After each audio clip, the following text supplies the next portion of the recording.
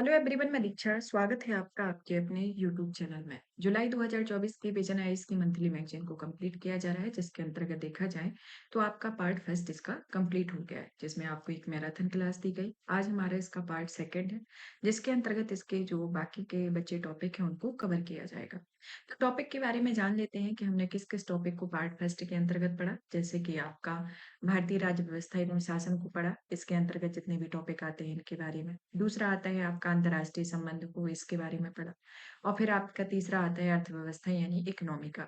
तो ये 3 मेजर जो टॉपिक है ये आपके पार्ट फर्स्ट के अंतर्गत कंप्लीट किए जा चुके हैं। आज हम पढ़ेंगे सुरक्षा के बारे में। सुरक्षा के साथ फिर आपका पर्यावरण, पर्यावरण के बाद सामाजिक मुद्दे, सामाजिक मुद्दे के बाद आपका आएगा विज्ञान एवं प्रौद्योगिकी, विज्ञान एवं प्रौद्योगिकी के बाद संस्कृति, संस्कृति के बाद नीति शास्त्र, सुर्खियों में रही योजनाएं, सुर्खियों में रहे स्थल, सुर्खियों में रहे व्यक्तित्व और परिशिष्ट यानी कि एसटीजी की वर्तमान स्थिति के बारे में। तो इस तरीके से देखा जाए तो ये हमारी मैगजीन यहाँ पर कवर होगी। तो आज के जो मैगजीन की शुरुआत करते हैं हमारे इसके चौथे टॉपिक सिक्योरिटी के संदर्भ में करेंगे। इसके टॉपिक को पढ़ने के पहले इसके जो सब टॉपिक हैं उनके बारे में जान लेते हैं। जैसे कि हम पढ़ेंगे जम्मू कश्मीर में आतंकवाद, राष्ट्रीय सुरक्षा परिषद सचिवालय के बारे में, भारत के गणमान्य व्यक्तियों की सुरक्षा के बारे में, संक्षिप्त सुर्खियां, विंडो आउटलेट से कई महत्वपूर्ण सेवाएं बाधित हुई हैं, अर्बन नक्सलवाद के बारे में, सेवेक्स 2 नया गैर परमाणुक जो विस्फोटक है उसके बारे में, रुद्रम फस्ट के बारे में पढ़ा जाएगा। फिर आता है जोरावर टैंक और सुर्खियों में रहे इस अभ्यास। और इसी तरीके से आपके जो आगे के टॉपिक है उन सब पे एक-एक करके कंप्लीट किया जाएगा। तो इस सीजन के मतलब कि इस सेशन के अंतर्गत हमने इसकी एक मैराथन सीरीज ली हुई है।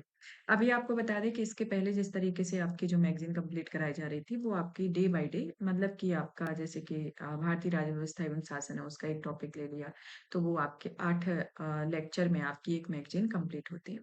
यहाँ आपको मैराथन क्लास के अंतर्गत आपको 2 लेक्चर में ये मैगज़ीन कवर करेंगे, तो हमारा ये पार्ट फर्स्ट है। अगर आपने पार्ट फर्स्ट जो था वो उसको अगर नहीं देखा है, तो आप प्लेलिस्ट जुलाई विजन आईएएस मंथली मैगज़ीन की है, तो वहाँ पर आप देख सकते हैं।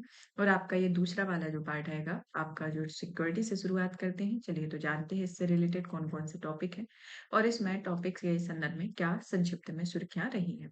जैसे कि टॉपिक की शुरुआत करें, इसमें आता है कि जम्मू कश्मीर में आतंकवाद के बारे में यानी कि टेररिज्म इन जम्मू कश्मीर कि हाल ही में केंद्र शासित प्रदेश जम्मू कश्मीर जम्मू संभाग में आतंकवादी घटनाओं में वृद्धि देखी गई है।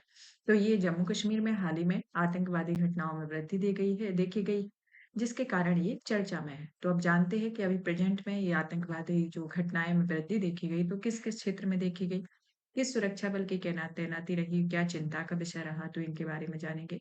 फिर जम्मू कश्मीर में जो उग्रवाद का उदय है यानी कि कब से यानी कि टेररिज्म का जो मतलब कि घटनाएँ जो हैं, वो कब से देखी जा रही हैं, कब से ये प्रक्रिया की शुरुआत हुई, तो इसके हिस्टोरिकल बैकग्राउंड को भी देखेंगे।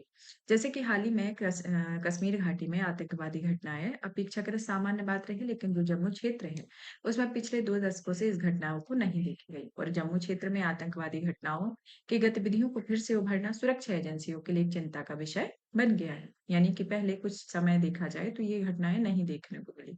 लेकिन अभी हाल-फिलहाल में ऐसी घटनाएँ देखने को मिल रही हैं, तो ये आपकी जितनी भी सुरक्षा एजेंसी है, उनके लिए एक चिंता का विषय बनता जा रहा है। कश्मीर घाटी की तुलना में जम्मू में आतंकवादी घटनाएँ भी बहुत तेज़ होती हैं, जैसे कि हाल-फिलहाल में तीर्थयात्रियों को सुरक्षा बलों को निशाना बनाकर किए जा रहे हमलों की बढ़ती आवृत्ति और उनका स्वरूप जो है, वह चिंता उत्पन्न करता है। अब आता है कि जम्मू कश्मीर के इतिहास के बारे में। सबसे पहले इतिहास की शुरुआत करते हैं 1987 से। 1987 में एक अलोकतांत्रिक रूप से आयोजित विधान सभा चुनाव में धांधली के आरोपों में जम्मू कश्मीर में अशांति उत्पन्न हुई। 1988 में श्रीनगर में बम विस्फोटकों से जम्मू कश्मीर में आतंकवादी गतिविधियों की शुरुआत हुई।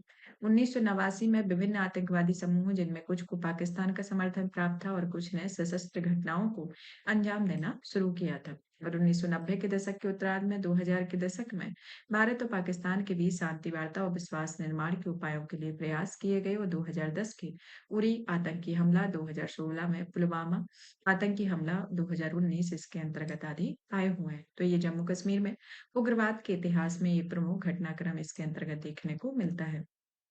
हाल ही में जम्मू में आतंकवादी घटनाओं के कुछ बढ़ने के लिए कुछ जिम्मेदार कारण हैं, जैसे कि प्रॉक्सी युद्ध का फिर से सक्रिय होना, कि इसमें पाकिस्तान अपनी प्रासंगिकता को फिर से स्थापित करना चाहता है कि 5 अगस्त 2019 को भारतीय संसद द्वारा अनुच्छेद 370 को निरस्त करने के बाद काफी हद तक कम हो गई थी।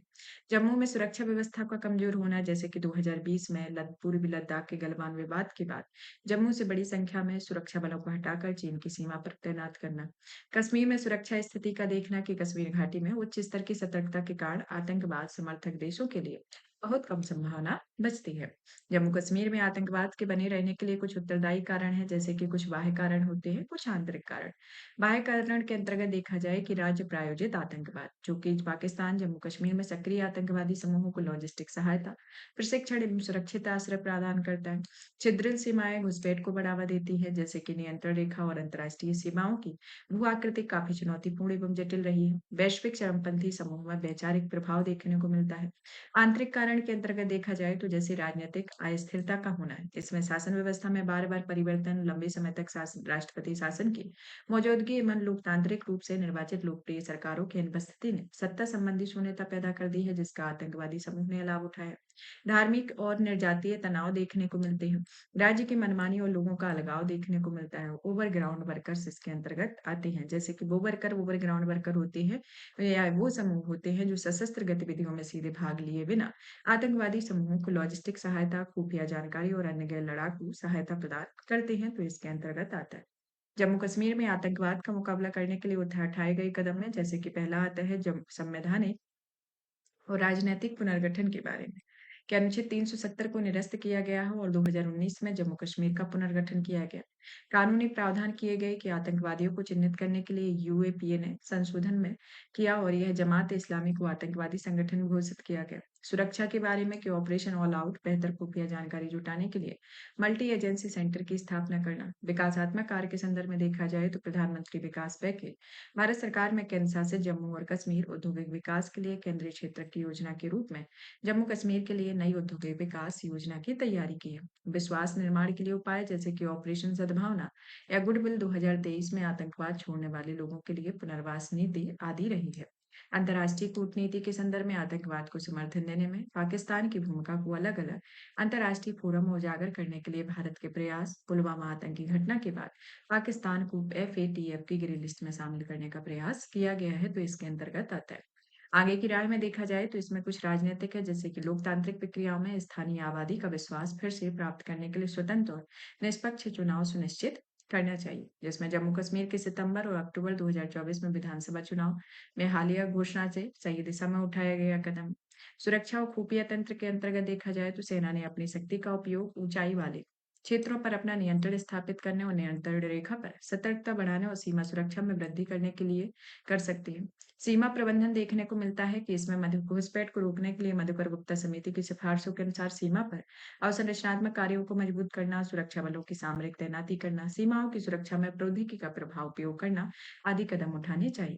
विकास के संदर्भ में देखा जाए तो यह स्थानीय लोगों के लिए रोजगार और अवसरों के सृजन हेतु अवसंरचना, शिक्षा, कौशल तथा स्थानीय उद्यमिता को बढ़ावा देने के लिए निवेश में वृद्धि करनी चाहिए। उदाहरण के तौर पर देखा जाए तो जम्मू कश्मीर औद्योगिक नीति 2021 से 30 में जम्मू कश्मीर में एक आकांक्षी समाज में औद्योगिक समाज में बदलने की परिकल्पना भी दी गई। कूटनीतिक उपाय के अंतर्गत देखा जाए तो यह आतंकवादी समूह और उनके समर्थक देशों में अलग थलग करने के लिए अंतर्राष्ट्रीय समुदाय के लिए एक सक्रिय भागीदारी करनी चाहिए और इसमें आतंकवाद के वित्त पोषण और सीमा पार आतंकवाद को अंकुश लगाने के सहयोग प्राप्त किया जा सकता है। उदाहरण के तौर पर देखा जाए तो सीमा पार आतंकवाद को समर्थन में पाकिस्तान की भूमिका को उजागर करने के लिए वित्तीय कार्यवाही बल में भारत पर एक कूटनीतिक प्रयास किया गया है, तो इसके अंतर्गत आता है। और अगर आपको इसके बारे में और अधिक जानकारी चाहिए तो अक्टूबर 2023 की जो मासिक समसाम की है, वहां पर आप आतंकवाद से रिलेटेड भारत के दृष्टिकोण को देख सकते हैं। तो उसमें हमने जो मैगजीन कंप्लीट कराई है, आपका जो भारत सिक्योरिटी का जो टॉपिक होगा उसको आप, यानी कि फोर्थ लेक्चर है, उसको आप वहां से के देख सकते हैं। अब आता है राष्ट्रीय सुरक्षा परिषद सचिवालय के बारे में, कि हाल ही में केंद्र सरकार ने राष्ट्रीय सुरक्षा परिषद सचिवालय के अतिरिक्त राष्ट्रीय सुरक्षा सलाहकार की नियुक्ति की है। तो क्या नियुक्ति की गई है? राष्ट्रीय सुरक्षा परिषद सचिवालय में अतिरिक्त राष्ट्रीय सुरक्षा सलाहकार की नियुक्ति की गई। राष्ट्रीय सुरक्षा सचिवालय परिषद के बारे में देखा जाए तो यह जो है एक तरीके से इसका गठन 1990 के दशक के अंत में किया गया। यह तब से राष्ट्रीय सुरक्षा परिषद के सचिवालय के रूप में कार्य करता है और यह सभी आंतरिक और बाह्य सुरक्षा संबंधी मामलों पर एक शीर्ष सलाहकार निकाय है जिसकी अध्यक्षता राष्ट्रीय सुरक्षा सलाहकार यानी कि एनएससी का सचिव करता है। इसका उद्देश्य रणनीति, दिशा, दीर्घकालिक विजन प्रदान करना है ताकि राष्ट्रीय सुरक्षा से संबंधित प्रत्येक मंत्रालयों को संभावित खतरे से निपटने के लिए पर्याप्त रूप से तैयार किया जा सके। अतिरिक्त राष्ट्रीय सुरक्षा सलाहकार पद तो मौजूद था लेकिन अभी तक ये रिक्त था और इसमें एएनएससी की नियुक्ति से एनसीएससीएस की कार्यप्रणाली को सुव्यवस्थित एवं मजबूत करने में मदद की मूल्य की उम्मीद है। एनएससीएस की निम्नलिखित शामिल है जैसे कि 3 डिप्टी एनएससी में किन भारतीय विदेश सेवा, भारतीय पुलिस सेवा, सशस्त्र बल जैसी अलग-अलग सेवाओं को चुना गया है। सैन्य सलाहकार में किसमें रक्षा मंत्रालय के समन्वय स्थापित करने, नई तकनीक को शामिल करने के लिए कार्य की निगरानी करने का कार्यभार सौंपा है। राष्ट्रीय समुद्री सुरक्षा समन्वयक रहा है जिसमें यह तटीय राज्यों में तटरक्षक बल एवं अन्य सुरक्षा एजेंसियों के साथ संपर्क स्थापित करने के लिए प्रभावी रहा है। और अगस्त 2019 में सरकार ने 1961 के कार्य आवंटन नियमों को संशोधन किया है और इसमें सरकार विभागों की सूची इसके अंतर्गत शामिल है। इस प्रकार से राष्ट्रीय सुरक्षा सलाहकार को कैबिनेट मंत्री का दर्जा भी प्राप्त है और इसके अलावा एनएससीएस कैबिनेट नोट्स तैयार कर सकते हो और महत्वपूर्ण कैबिनेट दस्तावेजों को प्राप्त कर सकते हो और किसी भी अंतर मंत्रालय परामर्श से भाग ले सकते हैं तो इसके अंतर्गत आता है। अब आते हैं प्रधानमंत्री यानी कि राष्ट्रीय सुरक्षा परिषद के अध्यक्ष के तौर पर फिर आता है राष्ट्रीय सुरक्षा सलाहकार इसके अंतर नीचे आते हैं। फिर अतिरिक्त राष्ट्रीय सुरक्षा सलाहकार इसके नीचे आते हैं। फिर आपके डिप्टी एनएसए यानी कि टेक्नोलॉजी और इंटेलिजेंस, डिप्टी एनएसए यानी कि रणनीतिक मामले में, डिप्टी एनएसए आंतरिक मामले में और सैन्य सलाहकार राष्ट्रीय सुरक्षा समन्वयक इसके अंतर्गत आते हैं तो ये आता है। अब आता है एएनएसए की नियुक्ति के महत्व के बारे में कि इसकी क्या नियुक्ति के संदर्भ में क्या महत्व है जो कि आपका अभी नियुक्ति की गई है। एनएसए की विशिष्ट भूमिका के संदर्भ में देखा जाए तो यह अतिरिक्त राष्ट्रीय सुरक्षा सलाहकार और एनएससीएस के अन्य सदस्यों के बीच एक महत्वपूर्ण कड़ी के रूप में कार्य करेगा। यह एनएसए राष्ट्रीय सुरक्षा परिषद के प्रमुख सलाहकार निकायों की देखरेख पर अधिक प्रभावी ढंग से ध्यान केंद्रित भी कर सकता है और इन निकायों में राष्ट्रीय सुरक्षा व सलाहकार बोर्ड और रणनीतिक नीति समूह इसमें शामिल है। निरंतरता सुनिश्चित करना और इसमें उभरती जरूरतों के अनुसार ढलना इसके अंतर्गत आता है। उभरते खतरे जिसके कारण राष्ट्रीय सुरक्षा समन्वय सचिवालय को मजबूत कराने की आवश्यकता है जैसे कि आतंकवाद, मानवाधिकार आदि पर पश्चिमी देशों पर दोहरे मानदंड, चुनाव और राष्ट्रीय नीतियों में जैसे घरेलू मामलों में विदेशी हस्तक्षेप, हिंद महासागर में चीन का बढ़ता प्रभुत्व, लाइन ऑफ एक्चुअल कंट्रोल के निकट चीन द्वारा अवसंरचना परियोजनाओं का निर्माण, उभरते खतरे जैसे कि राजनीतिक रूप से अस्थिर पड़ोसी, साइबर युद्ध, हाइब्रिड युद्ध आदि इसके अंतर्गत आते हैं। आगे की राय में देखा जाए तो जैसे कि एनएससी की भूमिका को मजबूत करना, एनएससीएस की संरचनात्मक बदलाव देखने को मिला, संपूर्ण राष्ट्र दृष्टिकोण कर इसमें लागू होना है। चलिए तो जान लेते हैं एनएससी के बारे में कि राष्ट्रीय सुरक्षा परिषद क्या है। तो राष्ट्रीय सुरक्षा परिषद का गठन 1999 में केसी पंत की अध्यक्षता में गठित टास्क फोर्स की सिफारिशों के आधार पर 25 वर्ष पहले किया गया था। जो एक शीर्ष सलाहकार निकाय हो इसकी अध्यक्षता प्रधानमंत्री करते हैं और यह वित्त, रक्षा, विदेशी गृह मंत्री भी इसमें शामिल होते हैं। इसका उद्देश्य राष्ट्रीय सुरक्षा लक्ष्यों, उद्देश्यों की रक्षा करने और उनके प्रोत्साहित करने, राज्य के संसाधनों के समन्वित उपयोग और एकीकृत सोच को बढ़ावा देने के लिए होता है। यह एक त्रिस्तरीय संगठन है। इसमें सामरिक नीति समूह होता है जो कि राष्ट्रीय सुरक्षा नीतियों के निर्माण के संदर्भ में इसकी एक भूमिका को देखने को मिलती है। इसकी अध्यक्षता जो है वह एनएसए करते हैं और इसे राष्ट्रीय सुरक्षा सलाहकार बोर्ड होता है जिसका कार्य सुरक्षा से जुड़े मुद्दों को दीर्घकालिक विश्लेषण करना तथा एनएससी को सही गाइडेंस प्रदान करना होता है। और ये संयुक्त खुफिया समिति जिसका कार्य intelligence bureau, research and analytical wing यानी कि रॉ सहित अन्य खुफिया एजेंसियों द्वारा एकत्रित खुफिया जानकारी का आकलन करना हो और यह एनएससीएस के अधीन कार्य करता है तो इसके अंतर्गत आता है। अब आते हैं भारत में गणमान्य व्यक्तियों की सुरक्षा के बारे में कि जो गणमान्य व्यक्ति हैं भारत के तो उनकी सुरक्षा को लेकर क्या प्रावधान है और किस तरीके की व्यवस्था भारत में है और केंद्र सरकार किस तरीके की सुरक्षा प्रदान करती है। तो हाल ही में देखा जाए तो जो सार्वजनिक रैली के दौरान अमेरिका के पूर्व राष्ट्रपति पर जानलेवा हमला हुआ। इस घटना ने उन गणमान्य व्यक्तियों की सुरक्षा के बारे में चिंताएं बढ़ा दी हैं जो सत्ता के पदों पर आसीन है क्योंकि वे अलग-अलग पक्षों या क्षेत्रों में खतरों के प्रति अधिक सुभेद्य होते हैं। तो ये अभी हाल ही में जो घटनाक्रम हुआ था कि जो अमेरिका के पूर्व राष्ट्रपति डोनाल्ड ट्रंप थे, उनके वो है डोनाल्ड ट्रंप है जो अभी फिर से भी निर्वाचित हुए हैं, तो उनको उन पर हमला किया गया था। तो इनकी सबकी सार्वजनिक रैलियों में सुरक्षा को मद्देनज़र रखते हुए हमारे भारत में किस तरीके की व्यवस्था है, किस तरीके की सुरक्षा व्यवस्था है, क्योंकि जब अमेरिका जैसे देश में ऐसी प्रक्रिया हो सकती है, तो भारत में भी इसकी संभावना है।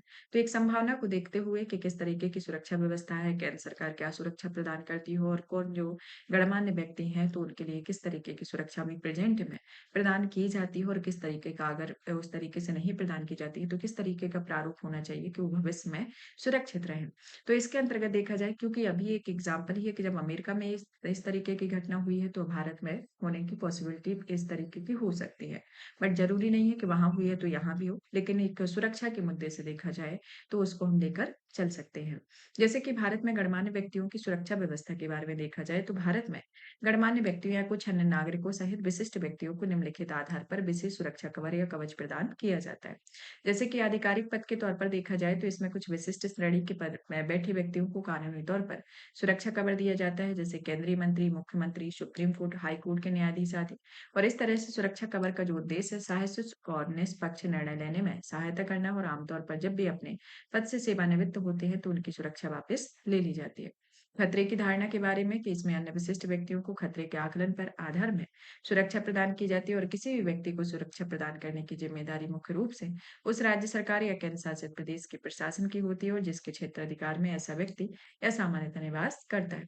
केंद्र सरकार द्वारा प्रदान की जाने वाली सुरक्षा के बारे में कि किसी भी व्यक्ति को विशेष सुरक्षा प्रदान किए जाने के लिए वीवीआईपी या वीआईपी जैसा कोई आधिकारिक नाम या नाम नहीं दिया जाता है। केंद्र सरकार द्वारा केंद्रीय गृह मंत्रालय की ब्लू बुक और रेड बुक के तहत कुछ दिशा निर्देश के तहत सुरक्षा प्रदान की जाती है। जैसे कि ब्लू बुक के अंतर्गत देखा जाए, तो आपके राष्ट्रपति आते हैं, उपराष्ट्रपति आते हैं और प्रधानमंत्री आते हैं। इनकी सुरक्षा के लिए कुछ विशेष दिशा निर्देश दिए जाते हैं और इन सभी को अलग-अलग ब्लू बुक इनकी होती है। येलो बुक के अंतर्गत देखा जाए, तो अन्य विशिष्ट व्यक्तियों की सुरक्षा, जैसे कि व्यक्तियों को सुरक्षा के लिए सुरक्षा व्यवस्था शीर्षक वाली येलो बुक को दिशा निर्देश के अनुसार दी जाती है और ऐसे व्यक्तियों की सुरक्षा व्यवस्था केंद्रीय सुरक्षा एजेंसियों द्वारा उनके खतरों की आशंका का सावधानी पूर्वक आकलन करने के लिए की जाती है और खतरे के आधार पर सुरक्षा जेड, वाई प्लस, वाई और एक्स श्रेणियों में प्रदान की जाती है। प्राइवेट या आम नागरिकों की सुरक्षा का लाभ इसमें उठा सकते हैं, तो इसके अंतर्गत आता है। अब आती है कि प्रधानमंत्री के लिए सुरक्षा के लिए क्या सुरक्षा कवर यानी कि जो आपका सुरक्षा कवर है किस तरीके का बनाया गया है। तो चलिए सबसे पहले जानते हैं स्पेशल प्रोटेक्शन ग्रुप के बारे में। यह जो ग्रुप है विशेष सुरक्षा अधिनियम 1988 के तहत एसपीजी एक सशस्त्र बल है जिसे प्रधानमंत्री सेवारत और पूर्व प्रधानमंत्री दोनों और उनके परिवार के सदस्यों में प्रॉक्सिमेट सुरक्षा प्रदान करने का कार्य सौंपा गया है।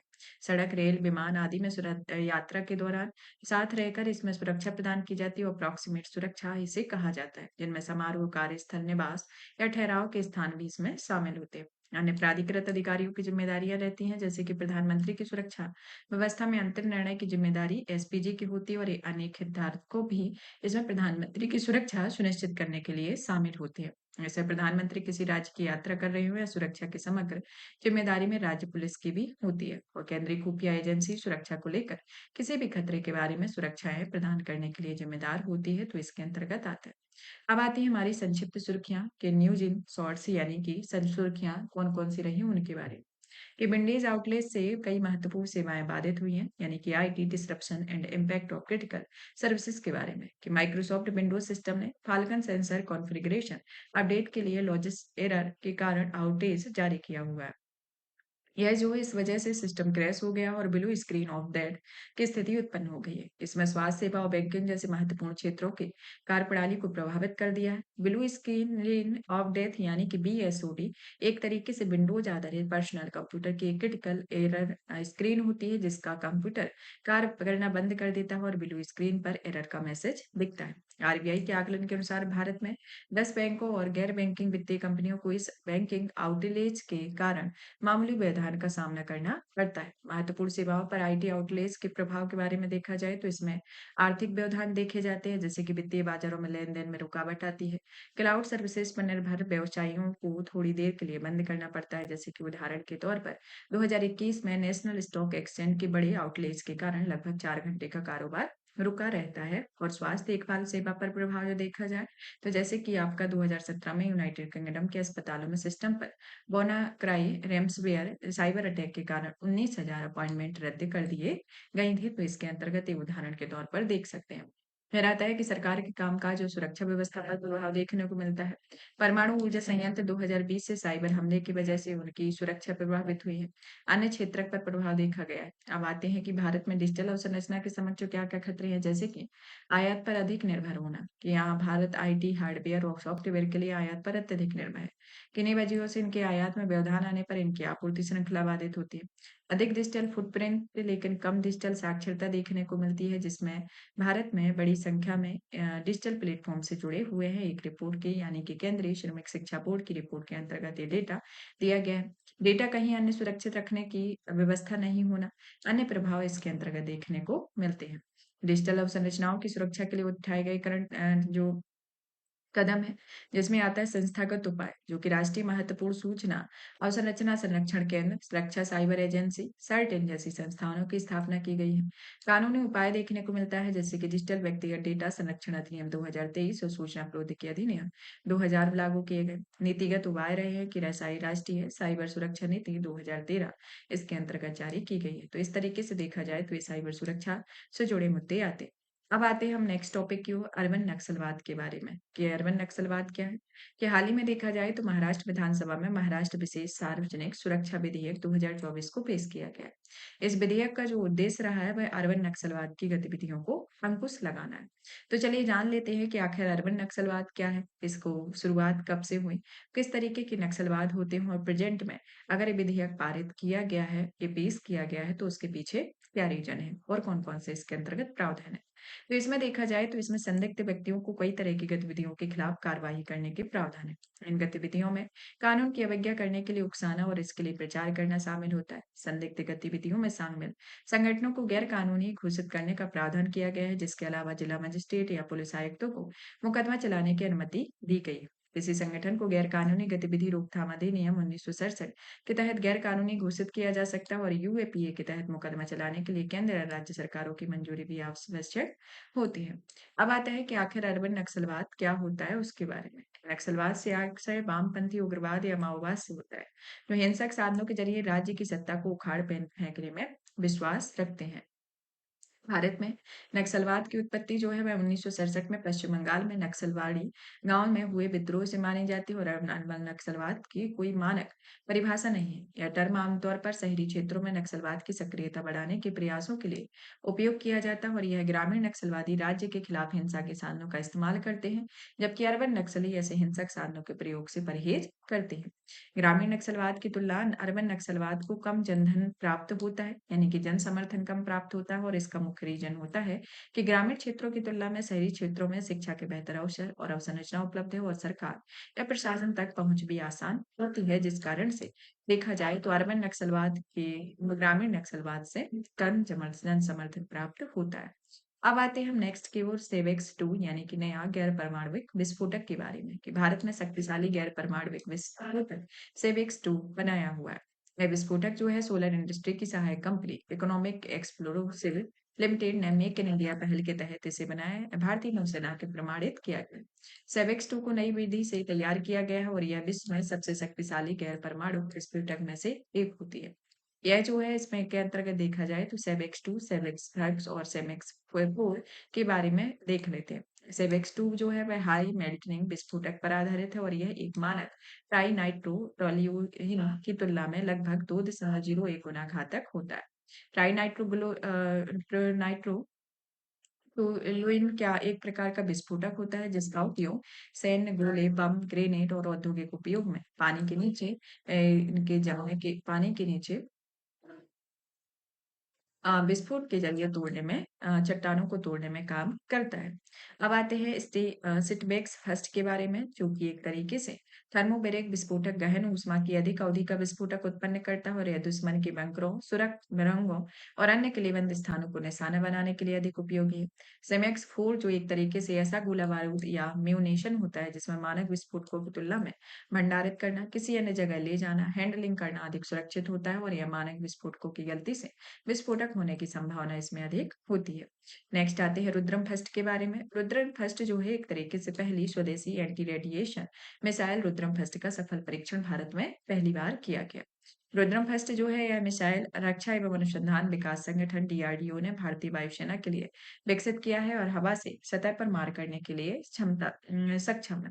इसकी विशेषताओं को देखा जाए तो इसमें एक लॉन्च प्लेटफॉर्म है जिसमें सुखोई 30 MKI लड़ाकू विमान और इसके अंतिम हमले के लिए इनर्शियल नेविगेशन सिस्टम ईजीपीएस नेविगेशन और पेसिव होममेड हैंड शामिल है और यह मिसाइल को विकिरण उत्सर्जित करने वाले लक्ष्यों पर सटीक रूप से हमला करने में सक्षम बनाता है और इसकी सीमा एक 500 मीटर से 15 किलोमीटर की ऊंचाई तथा 250 किलोमीटर क्षेत्र के भीतर विकिरण उत्सर्जित करने वाले लक्ष्यों को निशाना बनाती है और इसका महत्व इसकी मदद में भारतीय वायुसेना में शत्रु की महत्वपूर्ण वायु रक्षा प्रतिष्ठानों को निष्क्रिय बना सकती है और इसके लिए दुश्मन के इलाके से suppression of air enemy air defence अभियान चला सकती है।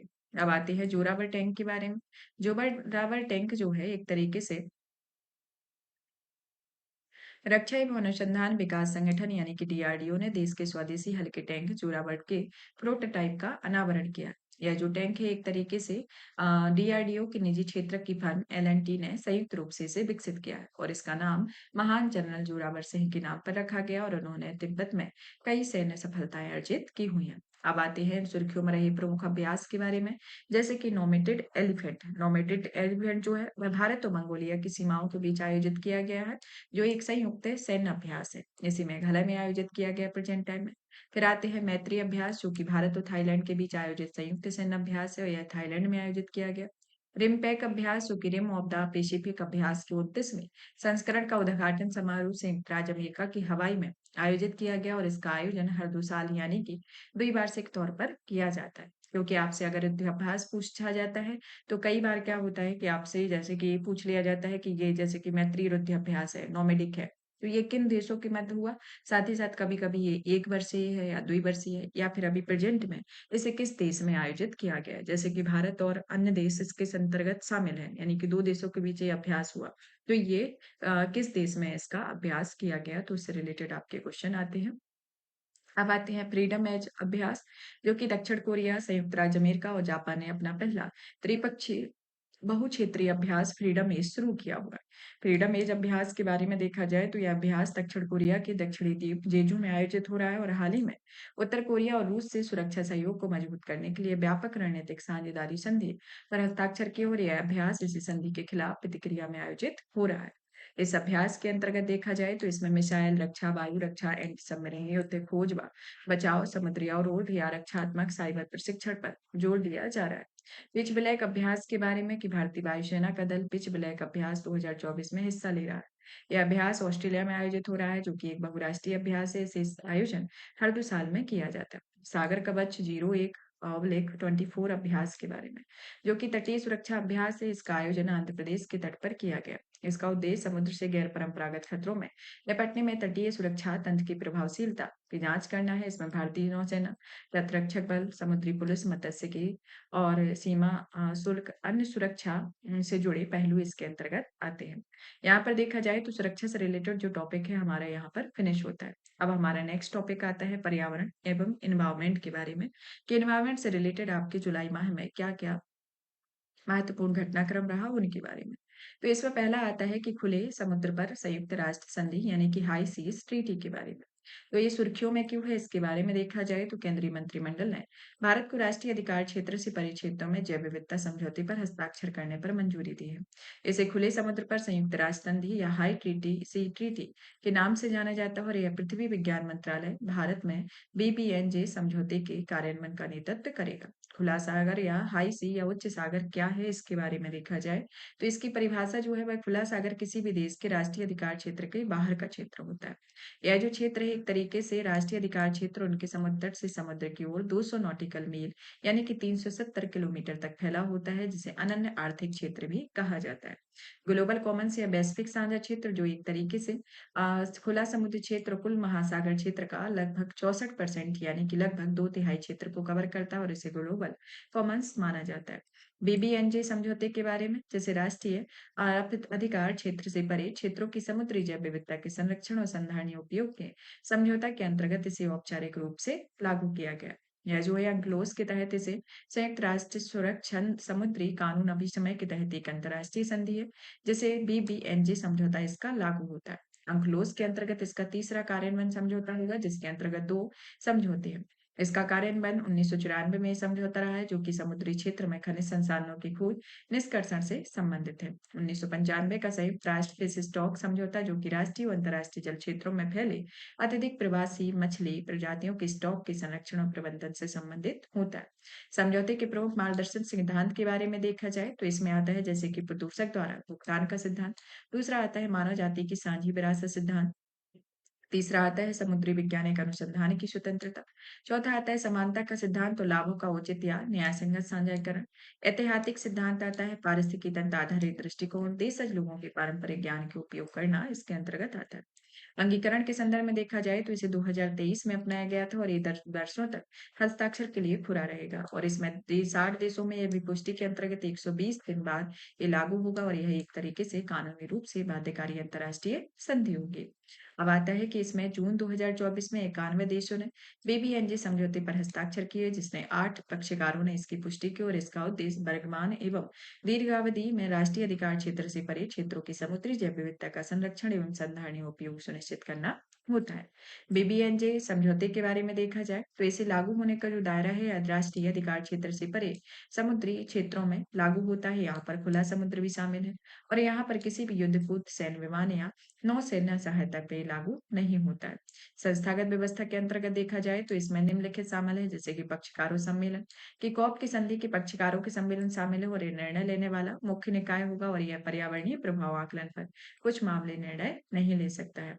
वैज्ञानिक एवं तकनीकी निकाय देखने को मिलते हैं, जिसके अंतर्गत वैज्ञानिक एवं तकनीकी सलाह प्रदान की जाती है। इस समझौते के अंतर्गत देखा जाए तो बीबीएनजे संधि के लिए कुछ वित्तीय संसाधन है। इसमें पक्षकारों के निर्धारित अनुदान से वित्त पोषण किया जाता है। इसमें वित्तीय तंत्र रहता है जैसे कि वॉलेंटरी ट्रस्ट फंड, जो कि संधि की निकायों की बैठकों में विकासशील देशों के लिए प्रतिनिधियों को वित्त पोषण प्रदान कर उनकी भागीदारी सुगम बनाएगा। स्पेशल ट्रस्ट फंड और global environment facility trust fund इसके अंतर्गत एक सम्मिलित है, जो कि दोनों फंड्स का उपयोग निम्नलिखित रूप में किया जाता है और इस संधि के तहत शुरू की गई क्षमता निर्माण परियोजनाओं के लिए हेतु है और यह संधि को करने के लिए विकासशील देशों के लिए सहायता करने हेतु है और यह पारंपरिक ज्ञान के संरक्षक के रूप में देशज लोगों और स्थानीय समुदायों के लिए संरक्षण और संधारणीय उपयोग कार्यक्रम के समर्थन करता है और कॉप द्वारा की गई अन्य गतिविधियों को क्रियान्वित करने हेतु इसका उपयोग किया जाता है, तो ये एक वित्तीय तंत्र के तौर पर कार्य करता है। वित्तीय तंत्र जो है इसके तहत वित्तीय तंत्र स्थापित करने का प्रावधान किया गया है। यह तंत्र पर्याप्त सुलभ अतिरिक्त पूर्वानुमानित वित्तीय संसाधन उपलब्ध कराएगा और इसमें कॉप के तहत ये कार्य करेगा, तो इसके अंतर्गत आता है। बीबीएनजे संधि के 4 मूलक घटक हैं, जैसे कि पहला आता है समुद्री आनुवांशिक संसाधन, जिसमें लाभों का उचित और न्यायसंगत साझाकरण इसमें शामिल है। कि समुद्री आनुवांशिक संसाधन, जिसका तात्पर्य समुद्री पादपों, प्राणियों, सूक्ष्म जीवों या अन्य जीवों से प्राप्त सामग्री होती है। ये आनुवांशिक रूप से कार्यात्मक इकाई होती है, जिसका वास्तविक या संभावित मूल्य होता है। लाभ साझाकरण होता है, जिसके अंतर्गत एबीएनजे और संबंधित डिजिटल सीक्वेंस इंफॉर्मेशन से संबंधित एमजीआर से जुड़े लाभों को निष्पक्ष और न्यायसंगत बंटवारे में एक तंत्र स्थापित किया गया है और यह एक पारंपरिक ज्ञान के अंतर्गत देखा जाए तो ये एमजीआर तंत्र में देशज लोगों और स्थानीय समुदायों के पारंपरिक ज्ञान से जुड़े अधिकारों और दायित्वों को महत्व दिया जाता है। इसमें कोई संप्रभु अधिकार नहीं होता है। समुद्री संरक्षित क्षेत्रों सहित क्षेत्रों में आधारित प्रबंधन उपकरण जैसे उपाय के बारे में कि क्षेत्र आधारित प्रबंधन उपकरण, जिसका उद्देश्य जो है एक तरीके से इसका उद्देश्य समुद्री संरक्षित क्षेत्रों को आपस में बेहतर रूप से जुड़े नेटवर्क की स्थापना करना है। समुद्री संरक्षित क्षेत्र जो है एक तरीके से जैव विविधता को नुकसान पहुंचाने वाली गतिविधियों को प्रतिबंधित या उस पर यथोचित नियंत्रण स्थापित करते हैं और इस प्रकार एमपीए के सभी या निर्धारित प्राकृतिक संसाधन को संरक्षण प्रदान किया जाता है। पर्यावरणीय प्रभाव आकलन, जो कि एक तरीके से ईआईए फ्रेमवर्क है, जैसे एबीएनजे की किसी गतिविधि के संभावित प्रभावों की पहचान और मूल्यांकन के लिए संधि के तहत ईआईए फ्रेमवर्क यानी कि वैश्विक मानक प्रदान किए गए हों और इसके संबंधी कुछ अनिवार्यता भी दी गई हैं। क्षमता निर्माण और समुद्री प्रौद्योगिकी के हस्तांतरण के बारे में कि इस समझौते के तहत पक्षकारों के लिए विकासशील देशों में निम्नलिखित सहायता हेतु तंत्र विकसित करने और उसे लागू करने के लिए अनिवार्य किया गया। इसमें क्षमता निर्माण के अंतर्गत दिया गया है कि यह एक तरीके से क्षमता निर्माण है, जो कि सूचना का प्रचार करना है, जैसे समुद्री संबंधी वैज्ञानिक अनुसंधान और ईआईए के लिए तथा राष्ट्रीय विनाम के फ्रेमवर्क को विकसित करने और मजबूत करने के लिए होता है। बीबीएनजी समझौते के महत्व के बारे में देखा जाए तो इसमें आता है पहले नंबर पर जैव विविधता का संरक्षण, जिसके तहत संसाधनों की अतिदोहन, जैव विविधता की हानि, प्लास्टिक की डंपिंग सहित प्रदूषण, महासागरीय अम्लीकरण और कई अन्य समस्याओं की जांच के लिए जैव विविधता संरक्षण किया जाता है। और संयुक्त राष्ट्र के एक अनुमान के अनुसार 2021 में 17 मिलियन टन प्लास्टिक महासागरों के डंप किया गया था। जलवायु परिवर्तन के प्रभावों के समन करना कि इसके अंतर्गत समुद्री पारिस्थितिकी तंत्र में तापमान में वृद्धि, महासागर में घुलते ऑक्सीजन में कमी, महासागर के अम्लीकरण आदि के प्रभावों को समन करने में मदद मिलती है। समतामूलक आर्थिक व्यवस्था देखने को मिलती है।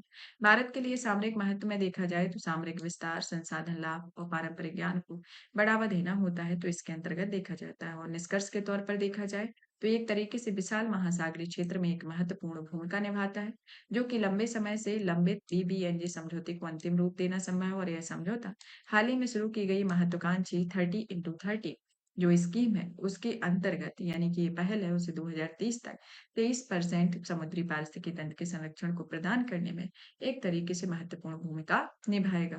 तो यानी कि 2030 तक 30% समुद्री पारिस्थितिकी तंत्र के संरक्षण प्राप्त करने में महत्वपूर्ण भूमिका आपका निभाना है। अब आते हैं संयुक्त राष्ट्र समुद्री कानून अभिसमय या अंक्लोज के बारे में। यहाँ पर अंक्लोज के बारे में इसकी सामुद्रिक स्थिति को बताया गया है कि कौन सा क्षेत्र क्या होता है, और ये आपका क्वेश्चन भी एग्जाम में भी पूछा जाता है। जैसे कि आपका ये संप्रभु राज्य क्षेत्र है, यहाँ पर जैसे कि इंडिया है, यहाँ आपका इंडिया है, तो यहाँ से एक रेखा गई है, प्रादेशिक सागर आधार की ये रेखा गई हुई है। तो यहाँ का जो अधिकार का स्तर होता है वह संप्रभु राज्य क्षेत्र होता है, जो 12 नॉटिकल मील होता है। फिर यहाँ 24 मील तक होता है आपका सन्निहित क्षेत्र होता है, और आपका 12 से 200 मीटर तक जो आता है, यानी कि नॉटिकल मील जो दिया गया है, वह अनन्य आर्थिक क्षेत्र होता है, जो एक तरीके से देखा जाए कि समुद्री एवं जल महाद्वीपीय मगन तट पर इसमें संप्रभु अधिकार होता है, और जिसे एक तरीके से महासागरीय मगन तट भी कहा जाता है, उसी के अंतर्गत ही आता है। और 200 नॉटिकल मील से उसके आगे का जो क्षेत्र होता है वह खुला समुद्र होता है, जो 200 नॉटिकल मील से 300 नॉटिकल मील तक के क्षेत्र को महाराष्ट्र महाद्वीपीय मगन तट पर संप्रभु अधिकार होते हैं। और यहाँ का जो क्षेत्रफल है, यानी कि 350 के बाद का, वहां पर राष्ट्र का कोई अधिकार नहीं होता है। तो इस तरीके से देखा जाए तो ये समुद्री आर्थिक क्षेत्र के अंतर्गत दिया जाता है, जो आपके एग्जाम में भी पूछा जाता है। जैसे कि संप्रभु राज्य क्षेत्र के अंतर्गत कितने नॉटिकल मील तक का क्षेत्र आता है, जहां पर प्रादेशिक सागर आधार रेखा की शुरुआत होती है। तो ये आपका 0 से 12 नॉटिकल मील होता है। यहाँ पर अगर इंडिया है तो इंडिया का यहाँ 12 नॉटिकल मील तक एक संप्रभु अधिकार क्षेत्र होगा। फिर आपका 12 से 200 मीटर के अंतर्गत समुद्री जल और महाद्वीपीय मगन तट पर संप्रभु अधिकार देखने को मिलेगा। फिर महाद्वीपीय मगन तट का संप्रभु अधिकार होगा, और उसके बाद सागर का कोई अधिकार नहीं होगा 300 नॉटिकल मील के बाद। और आपको बता दें कि 1 नॉटिकल मील जो है वह 1852 मीटर तक होती है। तो इस तरीके का क्षेत्र होता है। ये अंक्लोज के बारे में। अंक्लोज जो है एक तरीके से व्यापक अंतर्राष्ट्रीय कानून है, जहाँ पर संपूर्ण विश्व के समुद्री और महासागरों के मामले में कानूनी व्यवहार और उनके संधारणीय उपयोग के लिए व्यापक फ्रेमवर्क निर्धारित करता है, और इसे 1982 में अपनाया गया था और 1994 में इसे लागू किया गया। इसमें पक्षकार देश में आता है कि यह सार्वभौमिक स्वीकृति मिल गई है। इसमें भारत सहित 170 देशों के पक्षकार हैं। महासागरों का संविधान भी कहा जाता है। यह महासागरों की गतिविधियों के संदर्भ में देशों के अधिकारों और कर्तव्यों को निर्धारित करते हैं। इसमें संप्रभुता, पैसेज राइट्स एंड अनन्य आर्थिक क्षेत्र के अधिकार क्षेत्र जैसे मुद्दे का प्रावधान किया गया है। यह अंतर्राष्ट्रीय समुद्री नितल प्राधिकरण होता है, जिसमें खनन और संबंधित गतिविधियों को विनियमित करने के लिए इसमें आईएसए की स्थापना भी की जाती है। अब आते हैं प्रादेशिक सीमांकन के बारे में, जो कि टेरिटोरियल डेमिक्रिएशन होता है, जिसमें अंक्लोज महासागरों के विविध क्षेत्रों में सीमांकन निम्नलिखित प्रकार से करते हैं। जैसे कि प्रादेशिक क्षेत्र जो कि टेरिटोरियल क्षेत्र होता है, वह तट से 12 समुद्री मील तक फैला रहता है, जिसमें देश की पूर्ण संप्रभुता रहती है।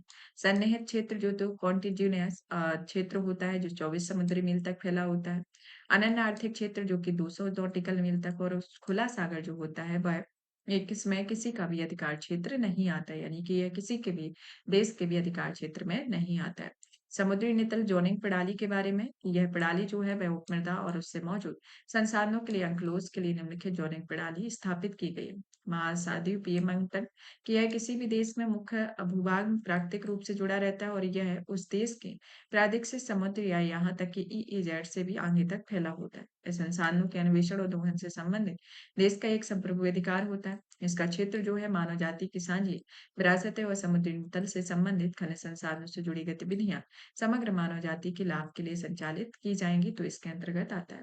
अब आती है शहरी विकास और आपदा प्रतिरोध के बारे में, अर्बन डेवलपमेंट एंड डिजास्टर रिचाइलेंस के बारे में, कि विशेष रूप से मानसून के मौसम में विविध आपदाओं की बढ़ती आवृत्ति भारतीय समुद्रों की आपदाओं और मौसमी चरम दशाओं में निपटने की तैयारी से जुड़े खामियों को उजागर करती है। भारतीय शहरों की सुविधता और सुरक्षा देखने को मिलती है, जैसे कि जनसंख्या का अत्यधिक संघनन होना, कि भारत में 30% से अधिक आबादी पहले से ही शहरों में रहती है और 2030 तक बढ़कर इसे 40% होने का अनुमान है।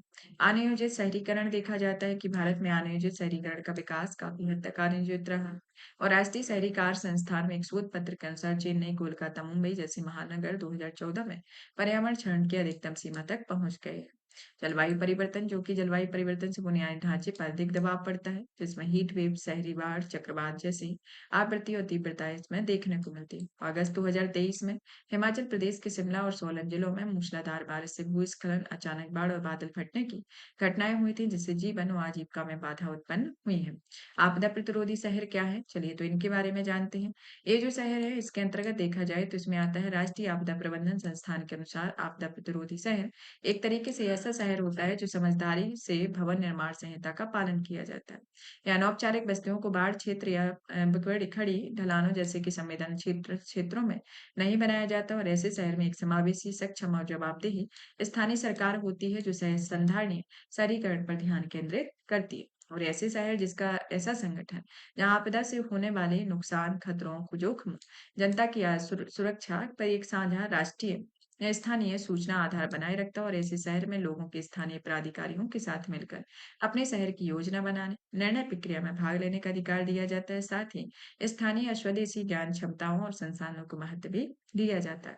शहरी आपदा प्रतिरोधक क्षमता विकसित करने के लिए एक पहल या तंत्र है, जैसे कि गवर्नेंस, जो कि आपदा प्रबंधन अधिनियम 2005 और इसके अंतर्गत आने वाली संस्थाएं एक तरीके से राष्ट्रीय आपदा प्रबंधन प्राधिकरण, राज्य आपदा प्रबंधन प्राधिकरण और राष्ट्रीय आपदा मोचन बल होता है।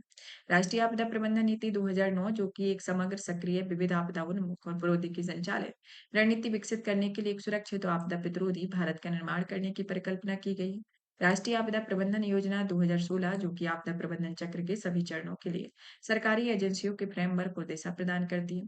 शहरी स्थानीय सरकार जो जलवायु परिवर्तन संबंधित आपदाओं के लिए प्रति लचीलापन बनाने में शहरी स्थानीय सरकारों की महत्वपूर्ण भूमिका और जिम्मेदारियां देखी जाती हैं।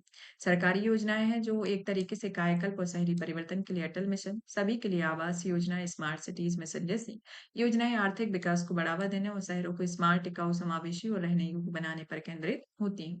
Climate smart city assessment framework, जिसके अंतर्गत इसे 5 श्रेणियों में बांटा गया है, जैसे कि शहरी नियोजन, हरित आवरण और जैव विविधता, ऊर्जा एवं हरित भवन, गतिशीलता एवं वायु गुणवत्ता, जल प्रबंधन और अपशिष्ट प्रबंधन इसके अंतर्गत आते हैं। केंद्रीय बजट 2024-25 में शहरों के लिए इलेक्ट्रिक बस या ई बस प्रणाली को प्रोत्साहित करने का प्रस्ताव किया गया, जिसमें ये 1300 करोड़ रुपए का प्रावधान किया गया है। इसमें ई बसें किफायती और पर्यावरण के अनुकूल संचालन प्रणाली प्रदान करती हैं, लेकिन उच्च प्रारंभिक लागत मुख्य चुनौती रहती है। भारतीय शहरों में आपदा प्रतिरोध क्षमता निर्माण में समक्ष चुनौतियां, जैसे कि नियोजन का अभाव होना, गवर्नेंस संबंधी मुद्दे होना, कंक्रीटीकरण होना और चरमराता बुनियादी ढांचा, अपर्याप्त स्वास्थ्य संरचना अवसंरचना, कार्य प्रणाली में विभागीकरण, निजी क्षेत्र में वित्त पोषण का अभाव देखने को मिलता है। आगे की राय में देखा जाए तो इसमें गवर्नेंस जो है वह आपदा प्रबंधन का कार्य नगर पालिका को सौंपा जाना चाहिए। इसके अतिरिक्त योजनाओं के दक्ष कार्यान्वयन और कर्तव्य के निर्वहन के लिए पदाधिकारियों को समुचित रूप से सशक्त बनाया जाना चाहिए। वित्त के अंतर्गत इसमें जलवायु वित्त को नगर पालिकाओं के स्वामित्व वाले भूमि बैंकों के निर्माण और संपत्तियों की वाणिज्यिक संगठनों को पट्टे पर देकर जुटाया जा सकता है। सहभागी योजना देखने को मिलती है, प्रगति आधारित विकास होता है, सार्वजनिक निजी स्थानों को हरित बनाना, हरित गतिशीलता होना, ज्ञान प्रबंधन नेटवर्क इसके अंतर्गत देखने को मिलते हैं। शहरों को रेजिलिएंट बनाने के लिए यूएनआरएआईएसडीआर के 10 अनिवार्य घटक है, जैसे कि आपदा के प्रति रेजिलियंस होने को संगठित करना, वर्तमान और भविष्य के जोखिम की पहचान करना, समझना, उन्हें बेहतर रूप से प्रबंधन करना, रेजिलिएंट के लिए वित्तीय क्षमता मजबूत करना, रेजिलिएंट शहरी विकास और डिजाइन को बढ़ावा देना, प्राकृतिक पारिस्थितिकी तंत्र द्वारा प्रदान किए गए जाने वाले सुरक्षात्मक कार्यों को बढ़ावा देने के लिए नेचुरल बफर की सुरक्षा करना, रेजिलियंस के लिए संस्थागत क्षमता को मजबूत करना, रेजिलियंस सामाजिक क्षमता को समझना और मजबूत करना, अवसंरचनाओं की रेजिलियंस क्षमता को बढ़ाना, प्रभावी आपदा रोधी कार्यान्वयन सुनिश्चित करना और पुनर्बहाली में तेजी और बेहतर निर्माण करना इसके अंतर्गत आता है। और ये एक तरीके से यह एक रणनीति, एक कार्य योजना है जो कि आपकी कॉर्पोरेट या शहरी गवर्नेंस के लिए भी है, एकीकृत नियोजन के लिए भी है और अनुक्रियाशील नियोजन इसके अंतर्गत एक तरीके से सुमेलित होते हैं। अब आते हैं भूस्खलन की ओर। भूस्खलन को पढ़ने के पहले इसके एक डेटा बैंक को जान लेते हैं कि भूस्खलन के कारण विकासशील देशों को जीएनपी के 1 से 2% के बराबर आर्थिक नुकसान होता है। भूस्खलन से होने वाली 80% मौतें विकासशील देशों में होती है और डब्ल्यूएचओ के अनुसार 1998 से 2017 के बीच भूस्खलन से 4.8 मिलियन लोग इससे प्रभावित हुए हैं और वैश्विक स्तर पर 18,000 से अधिक मौतें हुई हैं। डब्ल्यूआर इंडिया रिपोर्ट के अनुसार मुंबई के 70% भूस्खलन प्रवण क्षेत्र अनौपचारिक बस्तियां रही हैं, तो इसके अंतर्गत ये भूस्खलन का एक आपको डेटा दिया है जो कि आपके प्री के लिए तो काम आता ही है। प्री के साथ-साथ आपके मेंस में जब आप आंसर राइटिंग करते हैं, तो इस तरीके का डेटा डाल देते हैं, तो आपका जो आंसर है, वो बड़ा इम्पैक्ट डालता है। अब आता है कि हाल ही में केरल के वायनाड जिले के पहाड़ी क्षेत्रों में विगत कई वर्षों से सबसे विनाशकारी भूस्खलन की घटनाएं घटित हुई हैं। आप जान लेते हैं कि जैसे कि केरल के वायनाड में हुई है और ये कई वर्षों से हो रही है। ऐसा नहीं है कि अभी इसी बार ही बड़ी विनाशकारी घटनाक्रम हुआ। और भारत के जितने भी तटीय क्षेत्र हैं वहां पर भूस्खलन और बाढ़ जैसी स्थितियां देखने को मिलती हैं। तो भारत में भूस्खलन क्या है, किस तरीके की चट्टानें हैं, किस तरीके का भू सतह है कि इस तरीके की घटनाएं देखने को मिलती हैं, तो चलिए जान लेते हैं कि भूस्खलन जो है एक तरीके से गुरुत्वाकर्षण के प्रभाव में ढलान में चट्टानों, भू सतह या मलबे आदि का बड़े पैमाने पर नीचे की ओर खिसना होता है।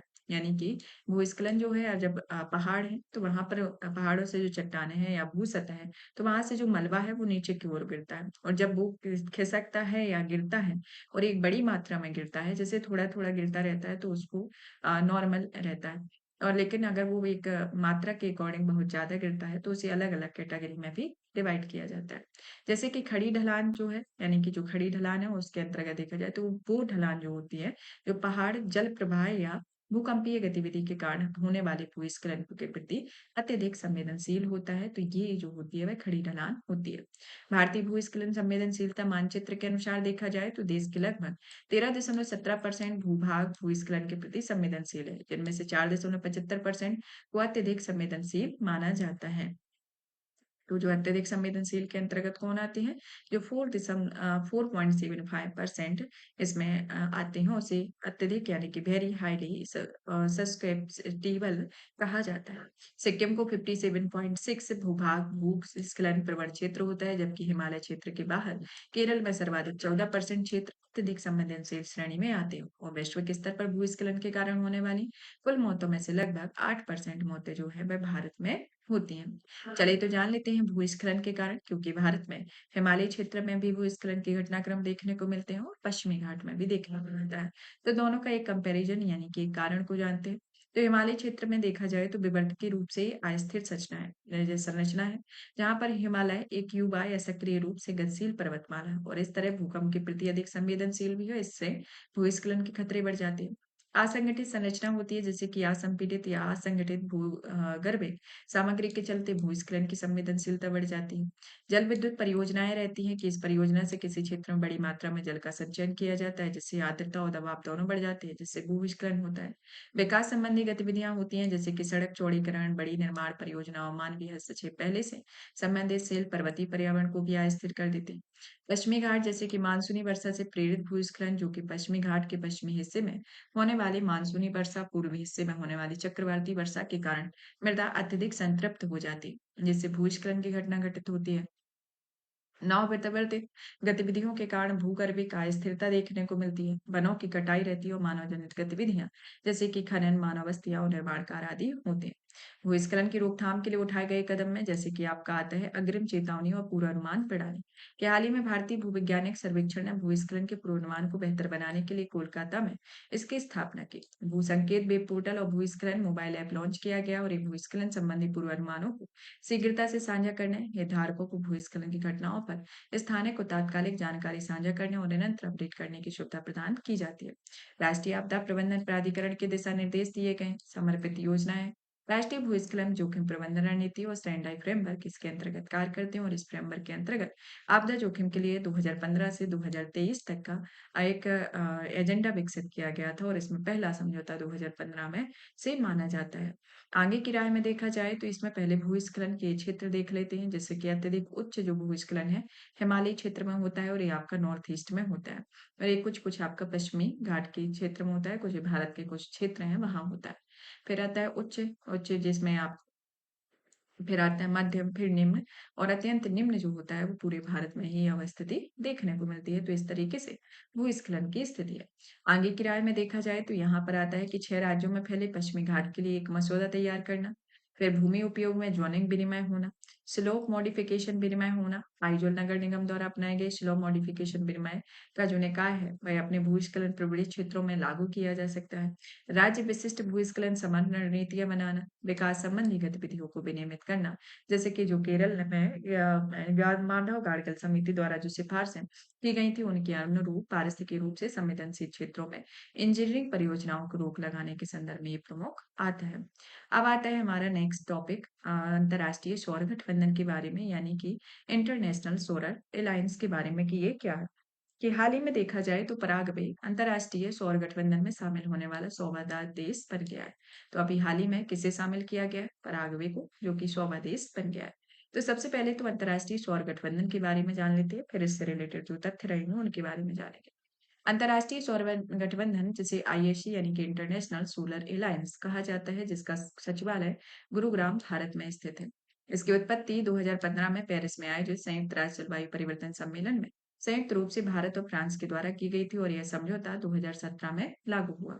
आईएसए के बारे में देखा जाए तो यह संधि आधारित अंतर सरकारी संगठन है जो सौर ऊर्जा प्रौद्योगिकियों के बढ़ते उपयोग के लिए कार्य उन्मुख सदस्य संचालित सहयोगात्मक प्लेटफॉर्म है, जिसमें कुल 119 हस्ताक्षरकर्ता सदस्य हैं, जिसमें 100 देशों का अनुसमर्थन है। इसमें संयुक्त राष्ट्र के सभी सदस्य देश फ्रेमवर्क में 220 में संशोधन किया गया और इसकी मुख्य भूमिका में अपने सदस्य देशों में ऊर्जा पहुंच, ऊर्जा पहुंच सुनिश्चित करना, एनर्जी ट्रांजैक्शन को सुविधाजनक बनाना, विशेष रूप से अल्प विकसित देशों और लघु द्वीपीय विकासशील देशों पर ध्यान केंद्रित करना होता है। टूवर्ड्स 1000 रणनीति द्वारा निर्देशित है कि 2030 तक सौर ऊर्जा समाधानों के लिए 1000 बिलियन अमेरिकी डॉलर का निवेश जुटाना, स्वच्छ ऊर्जा समाधानों का उपयोग करके 1000 मिलियन लोगों तक ऊर्जा की पहुंच को सुनिश्चित करना और 1000 गीगावाट और सौर ऊर्जा की क्षमता स्थापित करना, सौर ऊर्जा के उपयोग में हर साल वैश्विक स्तर पर 1000 मिलियन टन CO2 उत्सर्जन का समन करना इसके अंतर्गत आता है।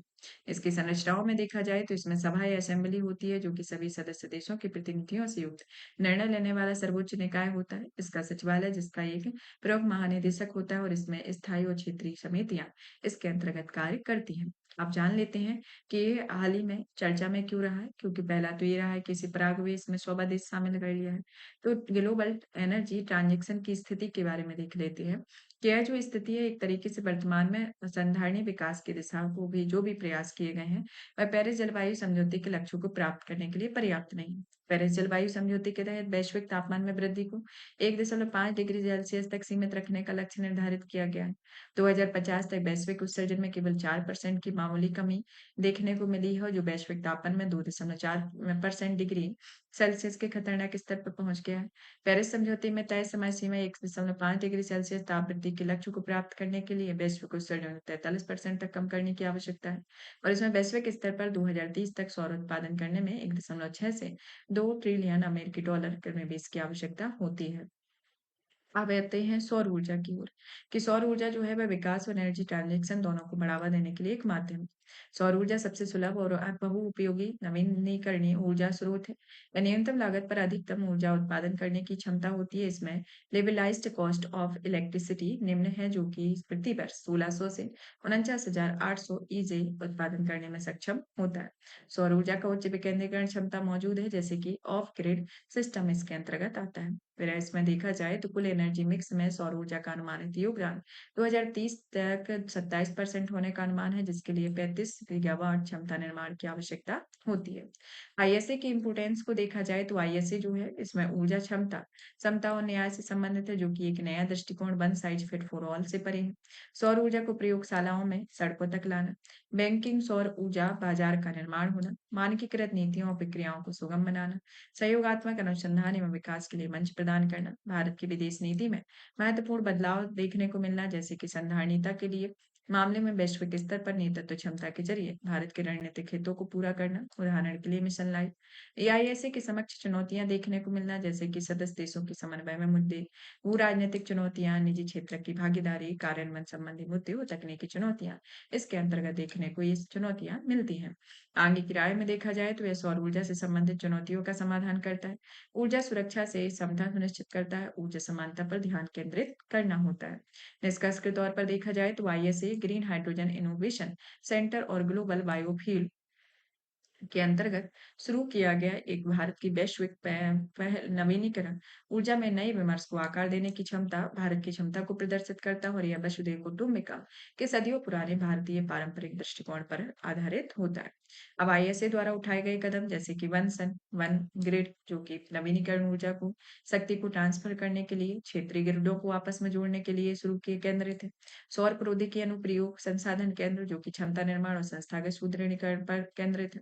ग्लोबल सोलर फैसिलिटी, जिसका उद्देश्य अफ्रीका भर में अपेक्षाकृत अविकसित क्षेत्रों, भौगोलिक रूप से दुर्गम क्षेत्रों में सौर ऊर्जा के लिए निवेश के लिए प्रेरित है।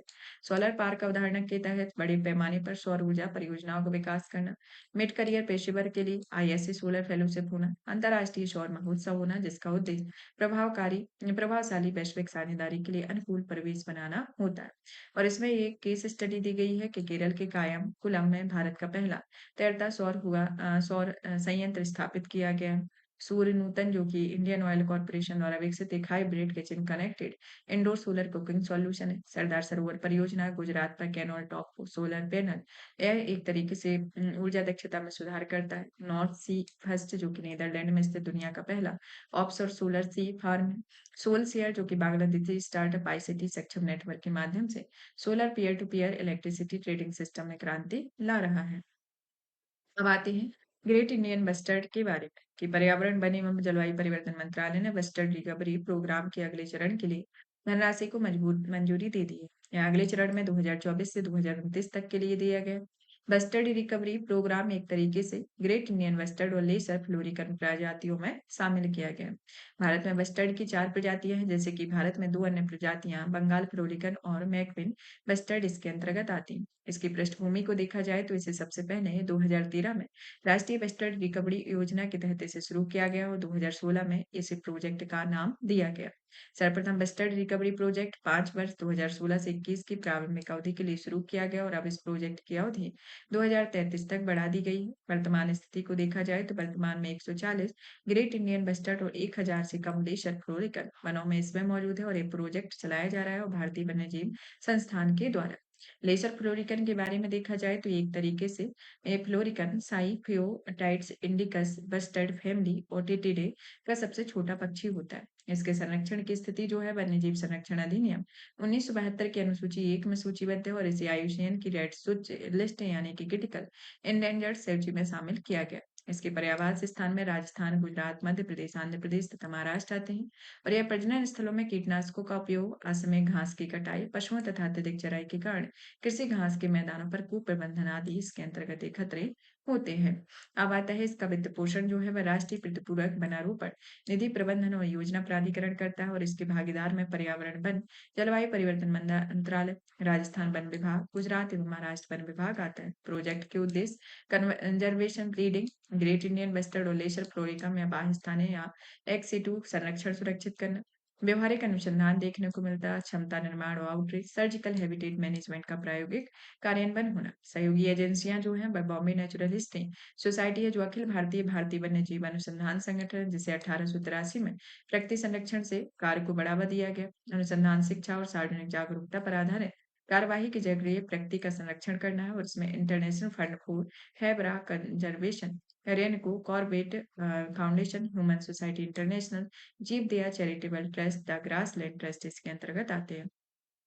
अब आते हैं ग्रेट इंडियन बस्टर्ड के बारे में कि इसके संरक्षण की स्थिति जो देखी जाए तो यह वन्यजीव संरक्षण अधिनियम 1972 के अनुसूची 1 और 4 में सूचीबद्ध है।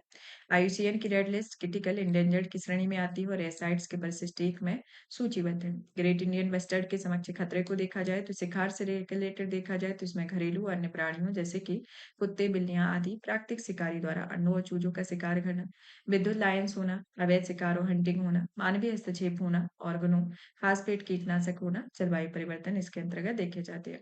प्रमुख विशेषताओं में देखा जाए तो यह भारतीय उपमहाद्वीप की स्थानिक एकेडमिक पक्षी प्रजाति है। कृषि घास का मैदान है और इसमें पर्यावास के लिए एक आदर्श स्थान है। भारत में इसकी आबादी राजस्थान और गुजरात में पाई जाती है और इनकी कुल संख्या महाराष्ट्र, कर्नाटक और आंध्र प्रदेश में देखने को मिलती है। जीआईबी के इम्पोर्टेंस को देखा जाए तो यह घास के मैदानों में स्वास्थ्य के संकेतक या घास के मैदान में पारिस्थितिकी तंत्र की धड़कन माना जाता है। जीआईबी संरक्षण के लिए उठाए गए कदम जैसे कि संरक्षित क्षेत्रों की घोषणा, जो कि प्रमुख प्रयासों क्षेत्रों को राष्ट्रीय उद्यान अभ्यारण्य सूचीबद्ध किया जाना, जो मरुस्थल राष्ट्रीय उद्यान या राजस्थान नल या घास मैदान यानी कि लाला बस्टर्ड वन्यजीव अभ्यारण्य आते हैं। प्रजाति पुनर्प्राप्ति कार्यक्रम जिसके अंतर्गत देखा जाए तो यह संरक्षण संबंधी प्रयासों के अंतर्गत जीआईबी को शामिल किया गया है। कंजर्वेशन ब्रीडिंग जो कि कैप्टिव दशाओं में आबादी का विकास करने, उन्हें वनों को छोड़ना, इन सिटू संरक्षण का समर्थन करना है। जैसे उदाहरण के लिए राजस्थान के सेम रामदेवड़ा में जीआईबी संरक्षण प्रजनन केंद्र होना, कानूनी संरक्षण होना कि वन्यजीव संरक्षण अधिनियम 1972 के अनुसूची 1 में शामिल है और इसमें शिकार पर प्रतिबंध लगाता है। क्षमता निर्माण देखने को मिलता है जिसमें कृत्रिम इनक्यूबेशन, गर्भाधान तकनीकी का प्रशिक्षण देना और दो उदाहरण के तौर पर 2022 से 23 में अबू धाबी में स्थित नेशनल एवियन रिसर्च सेंटर में कर्मियों के लिए कृत्रिम प्रजनन तकनीकों का प्रशिक्षण दिया गया। सुप्रीम कोर्ट में वादा कि सुप्रीम कोर्ट जीआईबी और लेशर फ्लोरिकन संरक्षण कार्यक्रम की निगरानी भी कर रहा है। साथ ही यह दोनों प्रजातियों के संरक्षण की मांग करने की याचिका के समक्ष लंबित है। निष्कर्ष के तौर पर देखा जाए तो ग्रेट इंडियन बस्टर्ड को बचाने के लिए एक बहुस्तरीय सहयोग की आवश्यकता है। इसके अंतर्गत या एक प्रजाति एक तक सीमित ना होकर पूरे पारिस्थितिकी तंत्र को संरक्षण करने के लिए केंद्रित है और इसमें जटिल चुनौतियों के समाधान करने के लिए दीर्घकालिक संरक्षण सफलता की राह में इसमें समन्वित कार्यवाही के लिए आवश्यक होती है तो इसके अंतर्गत आता है। अब आते हैं नेक्स्ट मृदा स्वास्थ्य या सॉइल हेल्थ के बारे में कि हाल ही में मोरक्को में आयोजित अंतर्राष्ट्रीय मृदा सम्मेलन में यूनेस्को ने अपने अंतर्राष्ट्रीय भागीदारों के साथ मिलकर विश्व मृदा स्वास्थ्य सूचकांक स्थापित करने के लिए सदस्य देशों के समर्थन देने का संकल्प लिया है। विश्व मृदा सूचकांक के बारे में या विश्व के अलग-अलग क्षेत्रों और पारिस्थितिकी तंत्रों में मृदा की गुणवत्ता, विश्लेषण एवं तुलना करने के लिए मानदंडों की मानक तय किए गए या मृदा क्षरण की प्रवृत्ति या मृदा सुधार के उपायों की पहचान करते हैं, जोखिम वाले क्षेत्रों की पहचान करेंगे, मृदा प्रबंधन, प्रभावशीलता को सक्षम बनाएंगे। इसके अतिरिक्त यूनेस्को अपने बायोस्फीयर रिजर्व कार्यक्रम के तहत 10 प्राकृतिक स्थलों में लंबे समय तक मृदा और भू क्षेत्रों में संधारणीय परिवर्तन के लिए एक पायलट कार्यक्रम भी शुरू करेगा। सॉइल प्रोफाइल यानी कि मृदा परिच्छेदिका के बारे में, इसकी परतों के बारे में जान लेते हैं कि ये जो जिस तरीके से आप जिस मृदा को आप देखते हैं, जहाँ घास उगी रहती है, तो वह जो क्षेत्र होता है, वह असंगठित और आंशिक रूप से अपघटित कार्बनिक पदार्थ उस पर होते हैं। संस्तरीय जो आता है उसके नीचे का, इसमें कुछ ह्यूमरस से युक्त आपके मिश्रित खनिज पदार्थ होते हैं। इसके नीचे ई जो आता है वह हल्के रंग के खनिज कण होते हैं जो अवक्षालन और निष्क्षालन का क्षेत्र होता है। बी जो आता है ऊपरी सहिस्तर में आई क्ले का मृदा संचय होता है। सी जो होता है वह मूल सेल से आंशिक रूप से अलग होते हैं। आर जो आधार सेल होता है वह गैर अपक्षयण मूल सेल होते हैं जो इस तरीके से ये मृदा की यानी कि सॉइल प्रोफाइल के बारे में इसके अंतर्गत बताया गया है। मृदा के बारे में देखा जाए तो मृदा जो है वह पृथ्वी की सतह पर चट्टानी मलबे कार्बनिक पदार्थों के मिश्रण से मृदा का निर्माण होता है। मिट्टी के निर्माण के कारक में उच्च आवाज, मूल चट्टान, सेल, जलवायु, वनस्पति, जीवन, समय और मानवीय गतिविधियों से प्रभावित है। इनका महत्व एक मृदा स्वास्थ्य स्वास्थ्य मृदाएं पारिस्थितिकी तंत्र और जैव विविधता को बनाए रखने, जलवायु को नियंत्रित करने, खाद का उत्पादन करने एवं जल को शुद्ध करने के लिए अत्यंत आवश्यक है। मृदा क्षरण के बारे में देखा जाए तो यह मृदा की गुणवत्ता में भौतिक, रासायनिक और जैविक गिरावट है। विश्व मरुस्थलीकरण एटलस के अनुसार 75% मृदा जो है पहले ही क्षरण हो चुका है और सीधा प्रभाव 3.2 बिलियन लोगों पर पड़ रहा है और 2050 तक 90% का मृदा क्षरण होता है। इसके द्वारा बनाए गए भारत के मरुस्थलीकरण और भूमि क्षरण एटलस के अनुसार कुल निम्नीकरण भूमि 96.4 मिलियन हेक्टेयर और जो कुल भौगोलिक क्षेत्र का 29.32% रहा है। मृदा स्वास्थ्य में गिरावट के लिए जिम्मेदार कारक जैसे कि वनों की कटाई होना, लवणीकरण या क्षारीकरण की स्थिति देखने को मिलना, जैसे पंजाब में लगभग 50% जो कृषि योग्य भूमि लवणता के कारण अपनी उर्वरकता खो चुकी है। अनुचित फसल चक्र होना, अतिचारण देखने को मिलना, जैसे कि उदाहरण के तौर पर गुजरात के बन्नी घास के मैदानों में क्षरण की स्थिति होती है। मृदा स्वास्थ्य के लिए सुधार के लिए उठाए गए कदम जैसे कि आपका पहला आता है जैविक खेती को बढ़ावा देना। यह जो खेती है एक तरीके से राष्ट्रीय कृषि विकास योजना, एकीकृत बागवानी मिशन, राष्ट्रीय तिलहन और ऑयल पाम मिशन इसके अंतर्गत आते हैं। मृदा स्वास्थ्य कार्ड में के अंतर्गत इसमें 12 मापदंड हैं, जो मृदा की स्वास्थ्य स्थिति का विवरण दर्ज करते हैं। इसमें 12 मापदंडों में वृहद पोषक तत्व नाइट्रोजन, फास्फोरस, पोटेशियम है। द्वितीय पोषक तत्व में सल्फर, सूक्ष्म पोषक तत्व जिंक, आयरन, कॉपर, मैग्नीज है। और भौतिक मापदंड में पीएच लेवल, विद्युत चालकता और जैविक कार्यक्रम आते हैं। वन आवरण सुधार, जो कि भारत की वन स्थिति रिपोर्ट 2021 के अनुसार 2 वर्षों में भारत में कुल वन और वृक्षावरण 2261 वर्ग किलोमीटर की वृद्धि हुई है, और इसमें मृदा के कटाव को कम करने में मदद मिलेगी। फसल अवशेषों और पराली को जलाने से रोकने के लिए इसमें राष्ट्रीय स्तर पर दिशा निर्देश जारी किए गए हैं। वन चैलेंज प्रतिज्ञा, जो कि इसका एक वैश्विक लक्ष्य है, इसका उद्देश्य 2020 तक 150 मिलियन हेक्टेयर और 2030 तक 350 मिलियन हेक्टेयर निम्नीकृत भूमि और वनों के कटाई वाले भू क्षेत्रों के वापस उनकी पुरानी प्राकृतिक स्थितियां बहाल करना होता है। आगे की राय में देखा जाए तो इसमें संधारणीय कृषि पद्धतियों को अपनाना, मृदा आवरण को अधिकतम करना, और इसमें बाधाओं को कम करना, जैसे कि जुताई को सीमित करना, रासायनिक इनपुट्स का इष्टतम उपयोग करने जैसे उपाय इसमें अपनाना होता है। संक्षिप्त सुर्खियों में देखा जाए तो इसमें पहला आता है, खाद्य एवं कृषि संगठन ने state of the world forest 2024 की रिपोर्ट जारी की है उसके बारे में। कि इस वर्ष की रिपोर्ट की थीम नवाचार के माध्यम से वन समाधानों के तेजी लाना है। रिपोर्ट के मुख्य बिंदुओं पर नजर डाली जाए तो इसमें आता है कि वनों की कटाई की दर 1990 से 2000 में 15.8 मिलियन हेक्टेयर प्रति वर्ष थी, और 2015 से 2020 में घटकर यह 10.2 मिलियन हेक्टेयर प्रति वर्ष हो गई थी। भारत में गैर कास्ट वनोत्पाद लगभग 275 मिलियन लोगों की आजीविका पर आधारित है, और इन वन क्षेत्रों में नवाचार की आवश्यकता क्यों है, इसके अंतर्गत देखा जाए तो यह जलवायु परिवर्तन और उत्पन्न संकटों, जंगल की आग, कीट हमले को बढ़ावा देने, ऐसे संकटों से निपटने के लिए नई वन और भूमि प्रबंधन रणनीतियों को अपनाने की आवश्यकता है। जैव अर्थव्यवस्था की ओर बढ़ना, गैर कास्ट वन उत्पादों के अवसरों की खोज करना इसके अंतर्गत होता है। वन क्षेत्र के समक्ष बाधाएं, जैसे कि वनों और वृक्षों में उपयोग क्षमता को बढ़ाने के लिए 5 प्रकार के नवाचार हैं। तकनीकी नवाचार, सामाजिक, नीतिगत व संस्थागत नवाचार और वित्तीय नवाचार इसके अंतर्गत देखने को मिलते हैं। नवाचार की संस्कृति का अभाव, जिज्ञासा, रचनात्मकता, जोखिम लेने, ये प्रयासों को हतोत्साहित करना है। अलग-अलग प्रकार की पूंजी की कमी होना, नवाचार को बढ़ावा देने के लिए सिफारिशें की गई हैं, जैसे कि नवाचार को मान्यता देने एवं पुरस्कृत करने के लिए नवाचार अनुकूल संस्कृति को बढ़ावा मिलता है। वन क्षेत्रों से जुड़े हितधारकों में कौशल, क्षमता, ज्ञान को बढ़ावा मिलाता है, इसके अंतर्गत आते हैं। संयुक्त राष्ट्र वाटर कन्वेंशन के बारे में कि आइवरी कोस्ट संयुक्त राष्ट्र वाटर कन्वेंशन में शामिल हो गया है। इसे सीमा पार जलमार्गों और अंतर्राष्ट्रीय झीलों के संरक्षण और उपयोग पर कन्वेंशन कहा जाता है। संयुक्त राष्ट्र वाटर कन्वेंशन के बारे में देखा जाए तो इसकी उत्पत्ति 1992 में हेलेंस्की यानी कि फिनलैंड में इसे अपनाया गया, और यह कन्वेंशन 1996 में लागू किया। यह कानूनी रूप से बाध्यकारी कन्वेंशन है। इसमें कन्वेंशन में पक्षकारों में 2 या 2 से अधिक देशों के बहने वाली किसी भी नदी जल में उचित और न्यायसंगत तरीके से उपयोग करना और उसका संधारणीय प्रबंधन सुनिश्चित करना आवश्यक होता है, और भारत इस कन्वेंशन का पक्षकार नहीं है। अब आते हैं navigated new Horizons global site report शीर्षक यूएनपी ने एक रिपोर्ट जारी की है इसके बारे में, कि यह अलग-अलग महत्वपूर्ण वैश्विक बदलावों का उल्लेख करता है, और ये बदलाव प्रदूषण, जैव विविधता, हानि, जलवायु परिवर्तन रूपी ट्रिपली प्लेनेटरी क्राइसिस को बढ़ा रहे हैं। इस रिपोर्ट में एक वैश्विक बहुसंकट एक दूसरे से जुड़े हुए हैं, और यह वैश्वीकरण का परिणाम है। वैश्विक बहुसंकटों को वर्तमान में सामना किए जाने वाले कई आघात, जैसे युद्ध, चरम मौसम, महामारी आदि इसके अंतर्गत शामिल होते हैं। विविध बदलाव और संकेतक संबंधित संभावित व्यवधान है कि मानव और पर्यावरण से बदलते संबंध, महत्वपूर्ण संसाधनों की कमी और उनकी प्रतिस्पर्धा वैश्विक सुरक्षा परिदृश्य को नया आकार दे रही है। डिजिटल परिदृश्य में नवाचार को बढ़ावा दिया जा रहा है, और इसकी सिफारिशों में देखा जाए तो यह संयुक्त राष्ट्र महासचिव की रिपोर्ट ओवर कॉमन फ्यूचर या एजेंडा के अनुसार एक नया सामाजिक अनुबंध किया जा रहा है, जिससे महिलाओं के, देशज या युवा लोगों सहित विविध हितधारकों को शामिल करता है। प्रौद्योगिकी और वित्त पोषण के उपयोग के साथ संधारणीय भविष्य के लिए प्रतिक्रियाशील और अनुक्रियाशील गवर्नेंस की आवश्यकता है। डेटा और सूचनाओं के माध्यम से गवर्नेंस में सुधार करना चाहिए, इसके अंतर्गत आता है।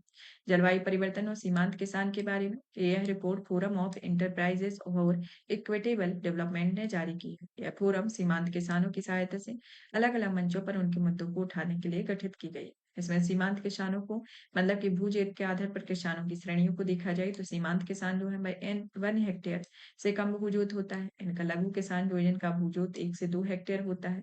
अर्ध मध्यम किसान जिनका जोत 2 से 4 हेक्टेयर होता है। मध्यम किसान जिसका 4 से 10 हेक्टेयर। बड़े किसान जो आते हैं उनका भू-जोत 10 हेक्टेयर या उससे अधिक भू-जोत होता है। रिपोर्ट के मुख्य बिंदुओं पर नजर डाली जाए तो जैसे चरम मौसम के कारण संकट, कृषि आय में कमी होना, आजीविका का विविधीकरण होना, जलवायु अनुकूलन कृषि होना।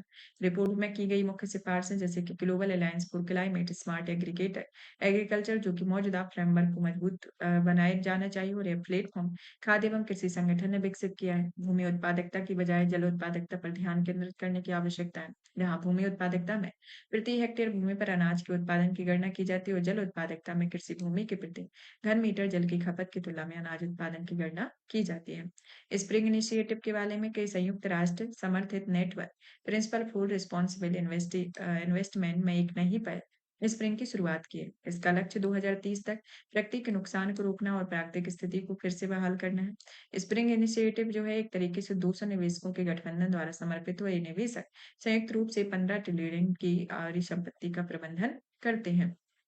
इसका उद्देश्य प्रकृति के नुकसान को समाज से होने वाली हानि से निपटाना है और यह पहल कॉर्पोरेट गवर्नेंस के लिए एक महत्वपूर्ण पहलू उत्तरदायी राजनीतिक भागीदारी पर केंद्रित है।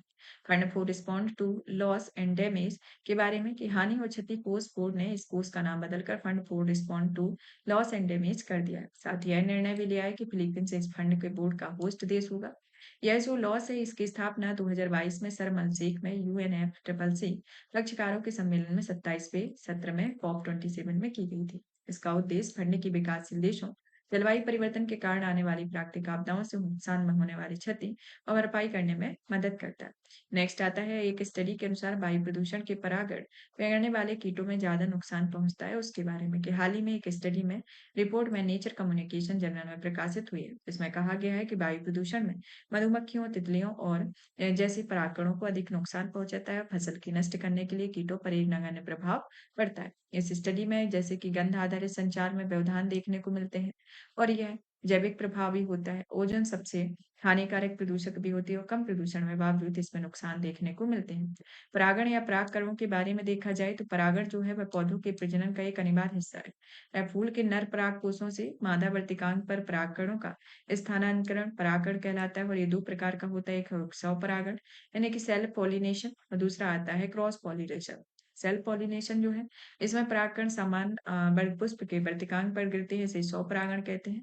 पर परागण जो होते हैं वह पुष्प के परागण उसी पादप के किसी अन्य पुष्प के वर्तिकांग पर गिरती हैं जिसे क्रॉस परागण कहा जाता है। उसमें ये परागण की प्रक्रिया को बताया गया है कि यहाँ पर ये स्वपरागण की प्रक्रिया है, यहाँ पर परागण की प्रक्रिया इस तरीके से देखने को मिलती है। अब आते हैं ग्लेशियर जियो इंजीनियरिंग पर श्वेत पत्र के बारे में कि वैज्ञानिकों ने एक समूह में ग्लेशियर इंजीनियरिंग पर एक श्वेत पत्र जारी किया।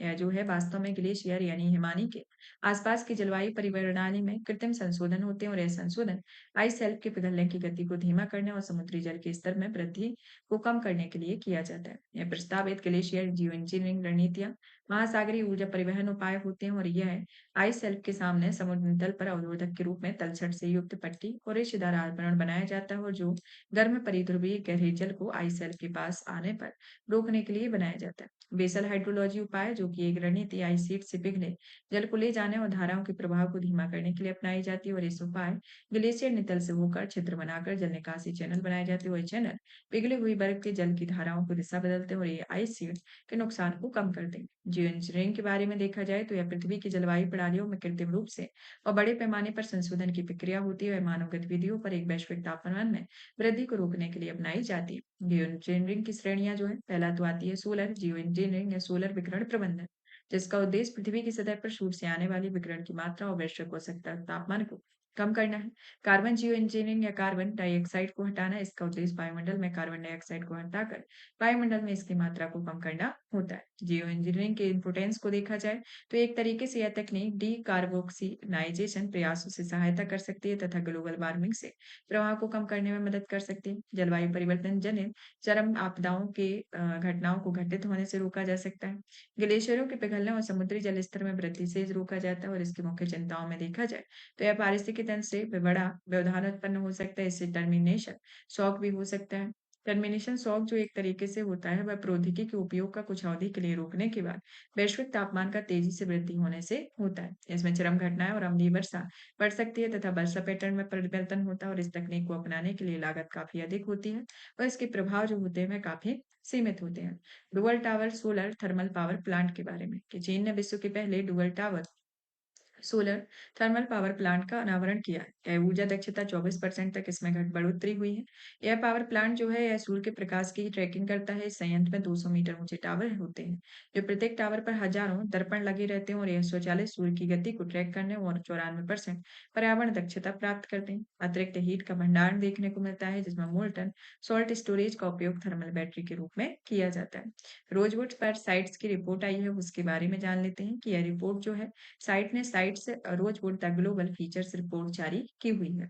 वह रिपोर्ट जो है वह वन्यजीवों और वनस्पतियों की लुप्तप्राय प्रजातियों, अंतर्राष्ट्रीय व्यापार कन्वेंशन यानी साइट्स के सूचीबद्ध सीसम प्रजाति की विशेषताओं, पारिस्थितिकी तंत्र में इनकी भूमिका, पुनर्जनन दर और इनके समक्ष खतरों के वितरण प्रस्तुत किया जाता है। इस तरह सूचनाओं में साइट्स के पक्षकार देशों को उपलब्ध जानकारी के आधार पर गैर हानिकारक निष्कर्ष निकालने में मदद मिलती है। गैर हानिकारक निष्कर्ष जो है वह साइट्स के तहत एक अनिवार्य वैज्ञानिक विश्लेषण होता है जो यह सुनिश्चित करने में मदद मिलती है कि इसमें परिशिष्ट फर्स्ट और सेकंड सूचीबद्ध प्रजातियों के नमूनों को निर्धारित मात्रा में निर्यात से प्राकृतिक वनों में उनके दीर्घकालिक अस्तित्व को खतरा नहीं हो।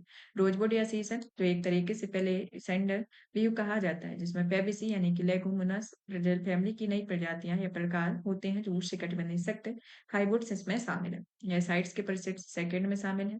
डलवर्जिया लातीफोरिया यानी कि मालाबार सीसम और डलवर्जिया सिसुएरिशियम या रोजवुड प्रजातियां भारत में पाई जाती है वैसे आईयूसीएन की लाल सूची में वल्नरेबल और लीस्ट कंसर्न सूची में सूचीबद्ध किया गया। अफ्रीकी रोजवुड जो है आईयूसीएन की लाल सूची में इंडेंजर्ड सूची में सूचीबद्ध है और इसे अफ्रीकी रोजवुड यानी कि पश्चिमी अफ्रीकी देशों के मूल यानी कि नेटिव प्रजाति कहा जाता है और इसका उपयोग रोजवुड का अधिकार इस्तेमाल फर्नीचर संगीत वाद्य यंत्र बनाने के लिए किया जाता है।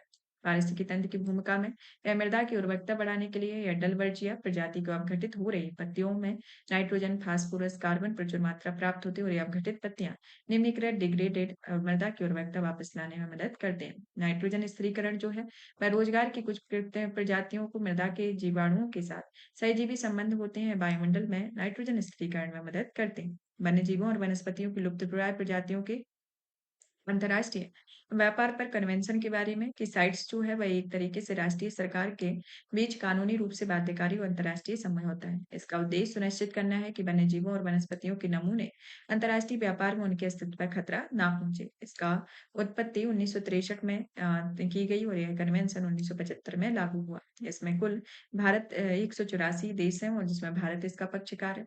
साइट्स के परिशिष्ट के अंतर्गत देखा जाए तो प्रजातियों में अधिक उपयोग की स्थिति को देखते हुए सुरक्षा के स्तर में प्रकारों के आधार पर वर्गीकृत किया गया है जिसमें परिशिष्ट फर्स्ट सेकंड और थर्ड परिशिष्ट के अंतर्गत शामिल किए गए। वैसे आयुषियन की क्रिटिकल इंडेंजर्ड और परिशिष्ट सेकंड की सूची में शामिल किया गया और वन्यजीव संरक्षण अधिनियम 1972 के अनुसूची 4 में से सूचीबद्ध किया गया।